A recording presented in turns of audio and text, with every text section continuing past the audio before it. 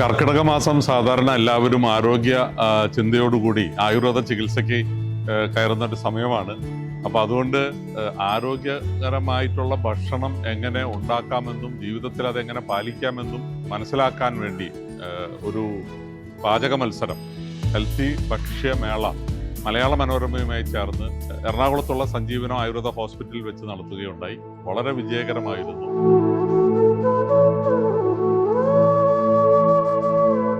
പതിനഞ്ച് പേരെ അതിൽ തെരഞ്ഞെടുത്തവരെ കൊണ്ടാണ് ഇവിടെ സഞ്ജീവനത്തിൽ നേരിട്ട് വന്ന് അവരുടെ ഭക്ഷണം എക്സിബിറ്റ് ചെയ്യിപ്പിച്ചത്. അതിൽ 1, 2, 3 സമ്മാനം നൽകുകയുണ്ടായി. പങ്കെടുത്ത എല്ലാവർക്കും സമ്മാനം നൽകുകയുണ്ടായി.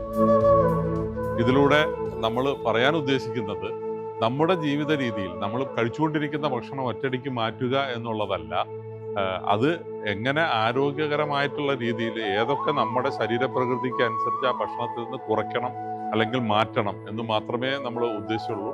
അത് എല്ലാവർക്കും അത് വലിയ കാര്യം. കാരണം ഇപ്പോൾ ഫാസ്റ്റ് ഫുഡിൻ്റെ ഒരു കാലമാണ്. ആ കാലഘട്ടത്തിൽ നമ്മൾ കഴിക്കുന്ന പല ഭക്ഷണം കാരണമാണ് പലതരത്തിലുള്ള ആരോഗ്യ പ്രശ്നങ്ങൾ നമുക്ക് ഉണ്ടാകുന്നത്. അപ്പോൾ നമ്മൾ സാധാരണ പറയാറുള്ളതാണ്, ഭക്ഷണം മരുന്നാക്കുക, അല്ലാതെ മരുന്ന് ഭക്ഷണമാക്കി കഴിക്കേണ്ട ഒരു അവസ്ഥയിലേക്ക് നമ്മൾ പോകരുത് എന്നുള്ളതാണ്. ഈ പാചക മേളയ്ക്ക് എല്ലാ സഹായ സഹകരണങ്ങളും ചെയ്തു തന്ന നല്ലവരായ സഞ്ജീവനത്തിലൂടെ വന്ന് പാർട്ടിസിപ്പേറ്റ് ചെയ്ത എല്ലാവരോടുള്ള നന്ദി കൂടെ ഈ അവസരത്തിൽ ഞാൻ പറയുകയാണ്.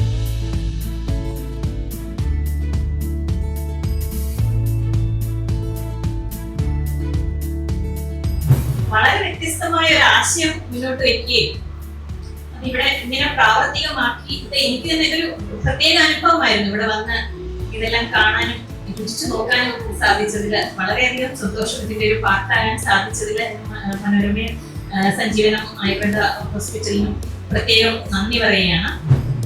ആദ്യമേ ഞാൻ മലയാള മനോരമയോടാണ് എൻ്റെ സന്തോഷം അറിയിക്കുന്നത്. ഞങ്ങളുടെ ആശയം മുന്നോട്ട് വയ്ക്കുന്നത് ശ്രീ രഞ്ജിയാണ്, മനോരമയുടെ എഡിറ്റോറിയൽ കൂടിയുള്ള ആളാണ്. അപ്പോൾ അത് അദ്ദേഹത്തിന് ഇങ്ങനൊരു ചിന്ത വന്നതിൽ വളരെ സന്തോഷമുണ്ട്. കർക്കിടക മാസത്തിൽ ആരോഗ്യകരമായ ഭക്ഷണശീലങ്ങൾ പിന്തുടരുക എന്നുള്ള ഒരു മെസ്സേജ് കൊടുക്കുക എന്നതാണ് പ്രധാന കാര്യം. അതിനപ്പുറം ഇതൊരു മത്സരമായിട്ടൊന്ന് കാണാം.